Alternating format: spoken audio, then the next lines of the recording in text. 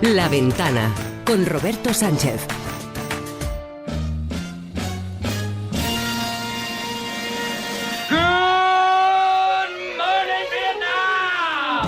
He visto cosas que vosotros no creeríais. El mundo se divide en dos categorías. Los que tienen revólver cargado y los que cavan. Tú cavas. ¡Soy un hombre! Bueno, nadie es perfecto. Está usted intentando seducirme. Le haré una oferta que no rechazará. Sayonara, baby. ¿Nunca os habéis cruzado con alguien a quien no deberíais haber puteado? Ese soy yo. La Ventana del Cine.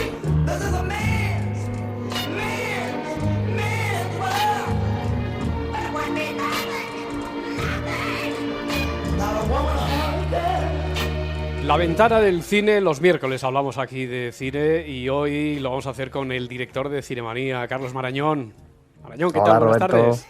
¿Qué tal? Hola. ¿Cómo estáis? Muy bien, oye, no sé si ya nos hemos encontrado otros veranos, pero este, como es atípico, Sí. es el momento para desconectar del todo, lo digo para un profesional de esto del visionado del cine como eres tú, pero van Es que son llegando de tan todas raras formas. las circunstancias. Claro, ¿verdad? claro, pero van llegando, ¿no? Van llegando, aunque sea cuentagotas, Sí. de forma muy tímida, Sí. pero van llegando las novedades a la cartelera. Carlos. Es cierto, sí, es un verano atípico. El verano en sí ya suele ser atípico, suele ser época de películas muy determinadas, ¿no? Siempre esperando sobre todo los grandes filmes populares, ¿no? Que hagan que mucha gente que tiene el verano como una temporada en la que prescinde del cine por asimilar el verano digamos, a la ocupación de los espacios al aire libre, ¿no? Más que los interiores, pues sí que es una época en la que pues ir al cine de verano o disfrutar de películas muy populares, superhéroes, mucho de ese tipo de películas, ¿no? Y este verano pues no están llegando todavía, esa es la rareza, ¿no? Que estamos viendo cómo se estrenan más bien películas medianas, pequeñas, y poco a poco a ver si van llegando y nos vamos animando un poco, porque falta hace. Ya. Oye, y eso en la revista, en Cinemanía, ¿cómo lo gestionáis? Porque claro, no es lo mismo Sí. ver con 3 semanas de antelación películas que después van a llegar a la cartelera y tener un tiempo, imagino, unos tiempos ya marcados de publicación, a esta novedad que nos va sorprendiendo en el día a día. Carlos. Claro. No está pasando nada, digamos, en cuanto a la calidad de las películas y a las películas, porque están las plataformas. Las plataformas Ya. están estrenando muchas también series y también muchas películas, muchos largometrajes. Digamos que ahí se sustituye. No es exactamente lo mismo, pero bueno, es cine también, ¿no? O series a las que también nos dedicamos. Pero sí que es verdad que notamos en falta más el hecho de ir al cine, ¿no? De la actividad social, ¿no? De que ya está empezando, pero que está un poco enrarecida todavía. Yo creo que hay que profundizar en ello, ¿no? Y yo creo que ya está empezando. Este fin de semana, yo te diría, este viernes ya es como un fin de semana muy parecido a la normalidad que conocíamos antes de marzo.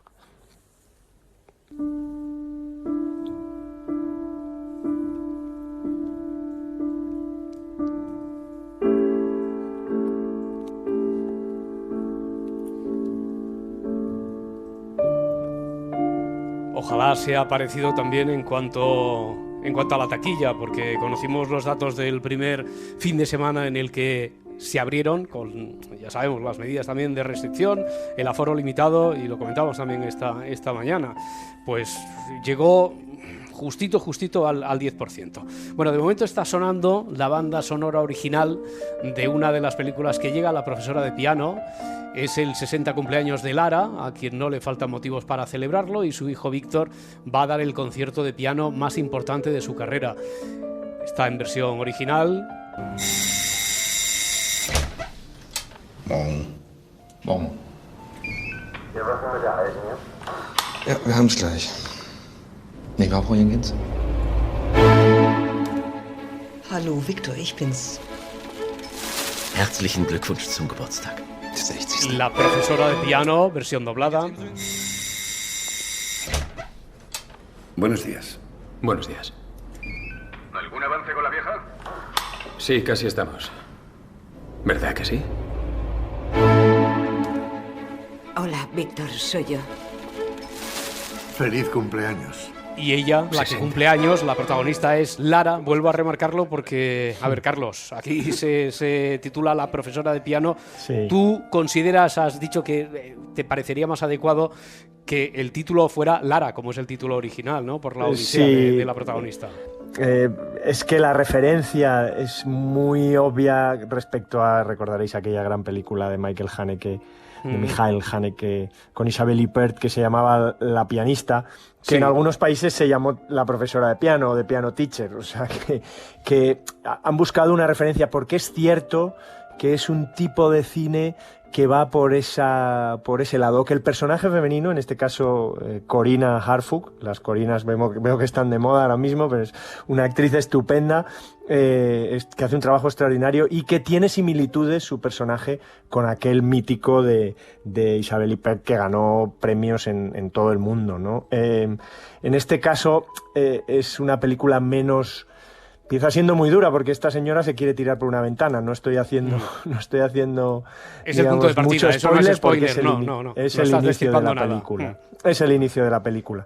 Y ahí a partir de ahí, de que algo sucede y no se suicida, pasa 24 horas o un día en la ciudad de Berlín, a través sobre todo de la relación de esta mujer, una antigua profesora de piano, o más que eso, una mujer obsesionada con darle a su hijo una formación musical. Y la relación con su hijo, que ahora mismo es un concertista de primer orden, que ese mismo día, que además es el día del cumpleaños de Lara, hace un gran concierto estrenando una obra personal suya, ¿no? Entonces, la verdad que la película sigue a esta mujer durante todo un día, una mujer con un carácter muy complicado, como aquella de Haneke, pero que finalmente, digamos, la música lo envuelve todo de otra manera, ¿no? Es la derivación de ese personaje lo que hace diferente a la película, y por lo tanto lo que sí que nos aleja un poco del título de La profesora de piano, ¿no? Es una película de un director que hizo una peli muy interesante que se llamaba Oh Boy, que fue hace unos años una de esas películas independientes europeas que pegaron muy fuerte. Son inevitables, desde luego, las referencias. Ya has hecho 2 o 3 a aquella otra profesora de piano de Haneke, película muy premiada. Esta también, película que viene precedida con varios premios, ¿no, Carlos? Sí, es que es una película potente, ¿eh? Es una película que tiene un poquito más de calor humano, para entendernos, que el cine de Haneke, no nos deja tan desvalidos, pero que sí que comienza muy alto. Y sobre todo las interpretaciones, tanto, ya digo, Corina Harfouch como Tom Schilling, que era el protagonista de Oh Boy, están los dos extraordinarios. Hay mucha cara conocida de actores alemanes, de esos que solemos ver en estas películas de mediodía, estos telefilmes de mediodía que ponen... Pues hay mucho rostro conocido de esas películas, pero la película tiene un nivel mucho mayor. Bueno, pues decías que ya este fin de semana empieza a intuirse como cierta normalidad en esto de los estrenos, y claro, en verano es rara la semana en la que no hay un estreno de cine infantil, familiar, y entre todos nos vamos a quedar con esta, Scooby.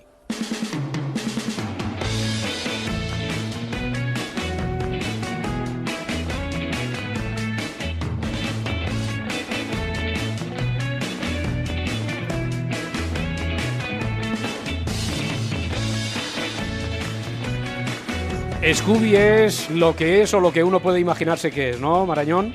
Sí, realmente es un fenómeno curioso lo que ha sucedido con Scooby-Doo, que sabes que es una serie de los años 60, con esos personajes pues un poco hippies, tirando a hippies, ¿no? Y ese perro, y son investigadores de misterios. Hubo hace unos 15 años 2 películas muy seguidas con personajes de carne y hueso, que yo creo que confundieron un poco lo que es el fenómeno, ¿no? Porque al hacerlas de carne y hueso yo creo que se pensó que a lo mejor podían ser unas películas más adultas, y en realidad eran películas que, aunque tenían un guionista afamado, James Gunn, que luego ha sido el director de Guardianes de la Galaxia y es un tipo muy interesante, eran películas que funcionaban pero solo bien para el público infantil, ¿no? Y yo creo que ahora recupera un poco la identidad que aquellas películas manosearon un poco. Y al recuperar la identidad, al ser consciente de que es una película infantil, yo creo que entonces ya puede ser incluso más atractiva para el público adulto que acompaña a los chavales. Yo creo que ahí hace bien, ahora es Warner. Si recordáis, esta serie, estos dibujos animados eran de la factoría Hanna-Barbera, que era esa señora que todos pensábamos que en realidad eran dos señores, William Hanna y Joseph Barbera, pero todos de pequeños todos pensábamos que era una señora estupenda porque nos daba montones de dibujos animados maravillosos. Hombre, y si ibas al colegio en Cataluña yo creía que era Hanna-Barbera, ¿eh?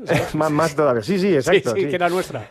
Esa es. Y pues bueno, ahora mismo ese estudio, digamos que pasó a manos de Warner, y Warner es la que le ha dado este último empuje. Y bueno, la película no está nada mal, ¿eh? O sea, vamos a encontrar además el cómo Shaggy y Scooby se conocieron, o sea, que por ahí hacen guiños a los veteranos que ya llevamos siguiendo a Scooby-Doo y a la pandilla en su furgoneta Volkswagen mítica durante mucho tiempo, pero sobre todo es una película infantil, con una aventura con superhéroes, que mezcla algunos otros personajes de la factoría Hanna-Barbera, o Hanna-Barbera, o quien sea.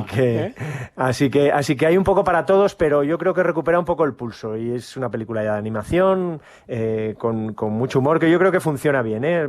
Funciona mejor que las películas de carne y hueso que vimos hace unos años, que ya funcionaban, pero engañosamente, porque eran dirigidas al público infantil, pero no todos lo teníamos claro cuando nos enfrentábamos a ella. Aquí, al tenerlo claro, yo creo que el objetivo es mucho mejor. Y bueno, y alguno descubrirá que la palabra cancerbero del fútbol viene de un can cerbero. Del perro, otro perro, ¿eh? Como Scooby. Mira, tengo por ahí el tráiler. Este perro callejero se viene conmigo. No es callejero. Vale, entonces, ¿cómo se llama? Se llama... Scooby. ¿Segundo nombre? Duby. ¿Apellido? Du.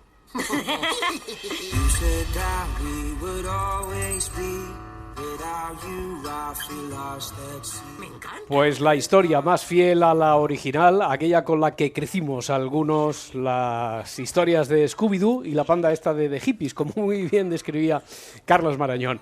Bueno, oye, Marañón, tú que has vivido en Barcelona, 24 años de actividad, no sé si a ti te ha pillado por allí en algún momento, si muchas frecuentabas veces, los cines Méliès de Barcelona, sí, ¿no? Ahí en la calle Villarroel, pues sí, la verdad que yo era...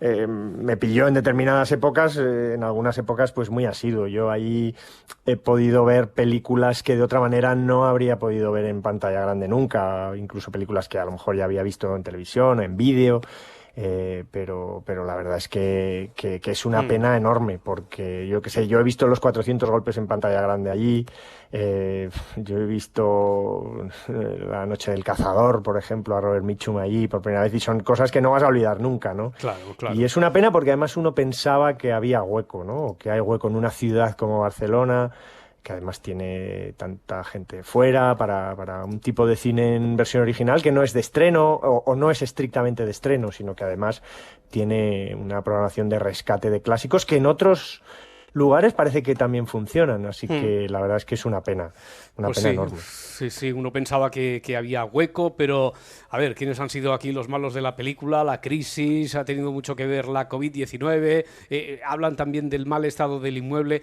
Vamos a preguntárselo al propietario de los cines Méliès, distribuidor y director, Carles Balaguer. ¿Qué tal? Buenas tardes. Buenas tardes.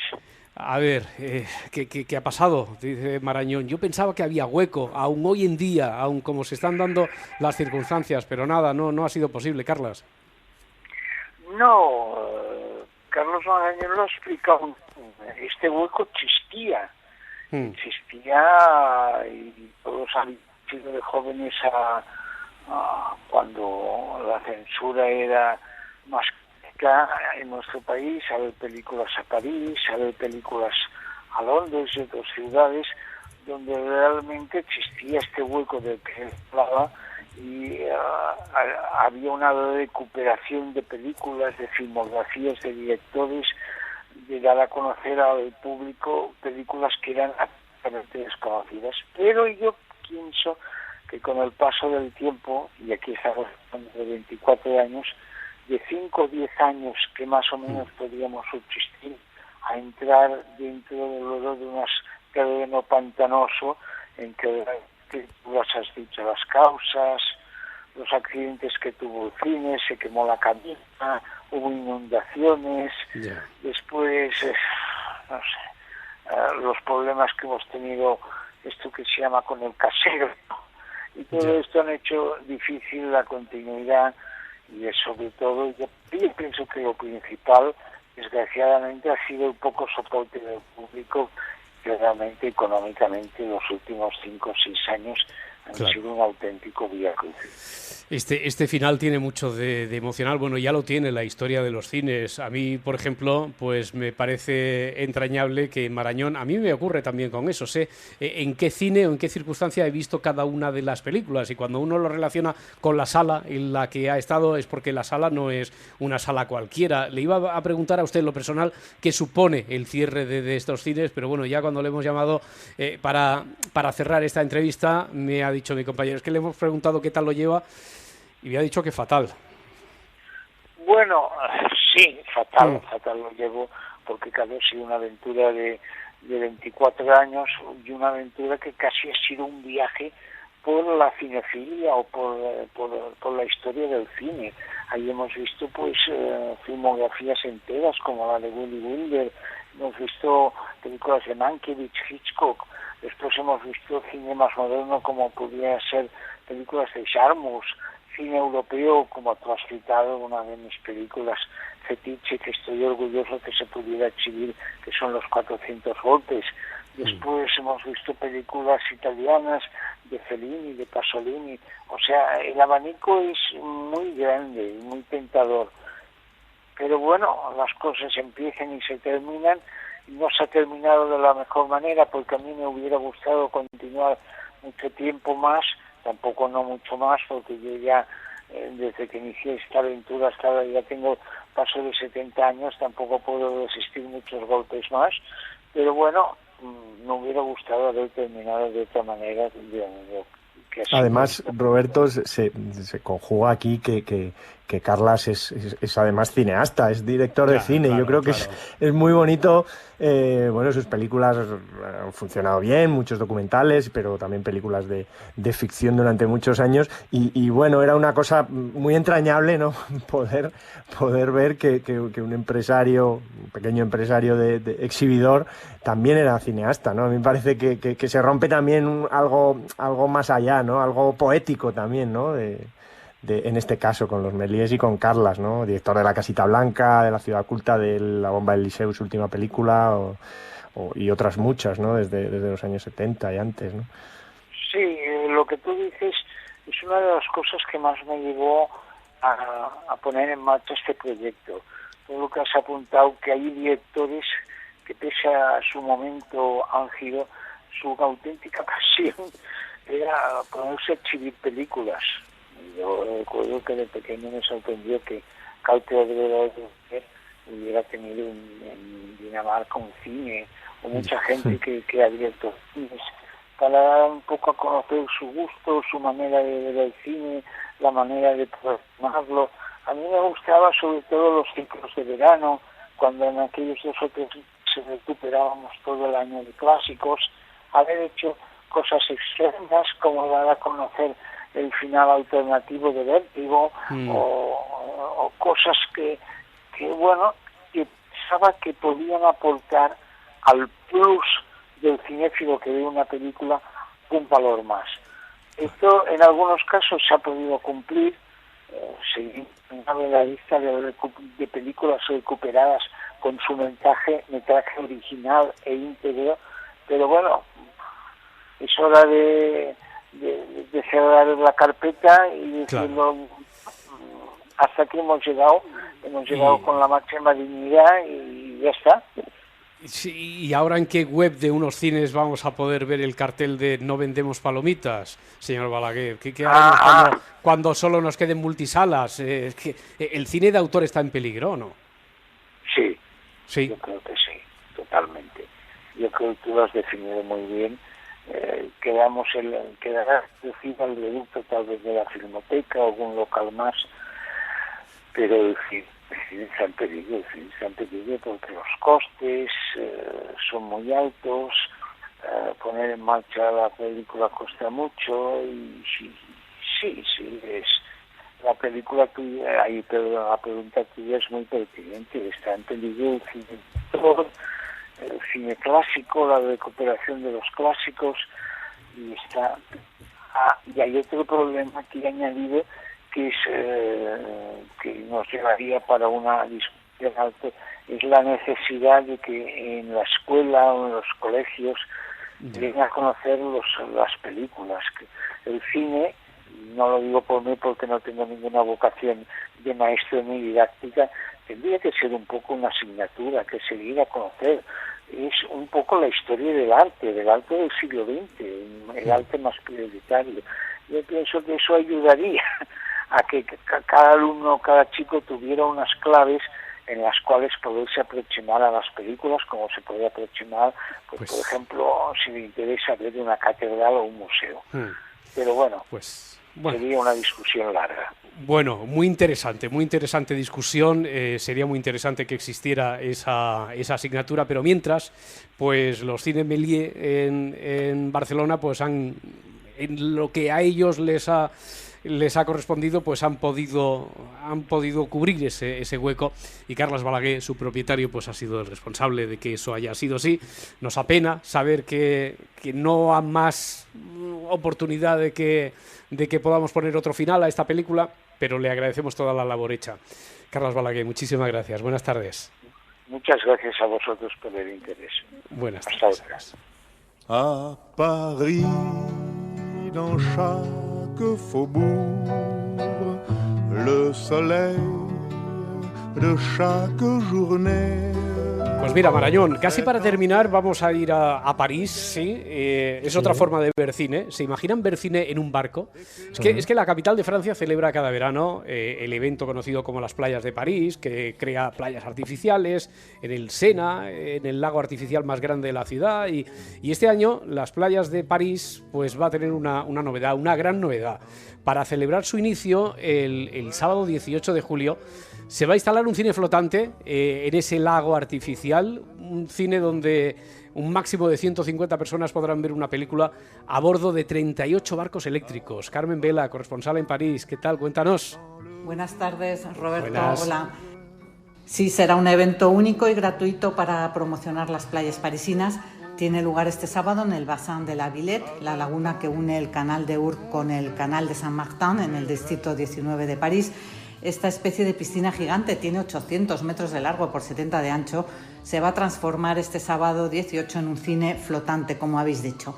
Van a pasar la comedia de Gilles Lelouch, El Gran Baño. Ça fait 2 ans que je travaille pas. J'ai l'impression que tout ce que je touche se transforme en échec. T'es pas David Bowie, papa. Tu le sauras jamais. La película estará precedida por un corto sobre el confinamiento que ha sido premiado del realizador Victor Meribel. Los espectadores se sentarán en 32 barquitas eléctricas disponibles con capacidad de 2 a 6 personas. Deberán ser familia o amigos, claro, porque el corona obliga, pero otros 150 espectadores podrán contemplar la película desde los muelles en cómodas hamacas. Eso sí, hay que inscribirse para tener una posibilidad y entrar en el sorteo, y hoy es el último día posible. La Meteo anuncia, aviso, un sábado caluroso con temperaturas máximas de 29 grados en París, pero más fresquito por la noche. Pues hasta el tiempo va a acompañar. Muchas gracias, Carmen Vela, responsable en París, en Francia, y Marañón, director de Cinemanía. Bueno, hasta el tiempo dice que va a acompañar para esa circunstancia. Son iniciativas que están en la línea de lo que reivindicaba también Carles Balaguer, ¿no? Pero a mí me da pena un poco porque da la sensación de que hay que adornar mucho la experiencia para sacar a la gente de casa, ¿no? Ya. Esa es un poco la pena que a mí me queda, ¿no? Está muy bien, es maravilloso, ¿no? Y en verano, pues, es verdad que hay mucha gente que renuncia a ir al cine por no meterse en una sala, por no dejar el aire libre, sobre todo en esos países, cuanto más aquí tenemos mejor tiempo todo el año, pero sí que me apena un poco, ¿no? Pero sí que es un sitio curioso donde ver una película, ¿no? Yo recuerdo quizá algún algún sitio extraño. Fíjate, yo he visto una película, bueno, en San Sebastián es clásico ver el velódromo, el mítico velódromo de Anoeta, allí en el festival siempre ponen una gran película y eso es muy espectacular, pero yo recuerdo haber visto, estaba pensando en sitios raros donde hubiera visto cine, al margen de frontones y plazas de los pueblos, de veraneo, de pequeño, y recuerdo haber visto una película en el Santiago Bernabéu. Una película en pantalla grande. Eso fue curioso, por lo menos. Yo he visto hasta en la playa de la Victoria de Cádiz. Creo que era una del Señor de los Anillos. Marañón, director de Cinemanía. Nada, estamos en tiempos en los que hay que inventarse cualquier cosa con tal de coger a la gente así y sacarla y motivarla. Carlos Marañón, muchísimas gracias. Buenas tardes. Un abrazo, Roberto. Un abrazo, hasta luego. La Ventana con Roberto Sánchez.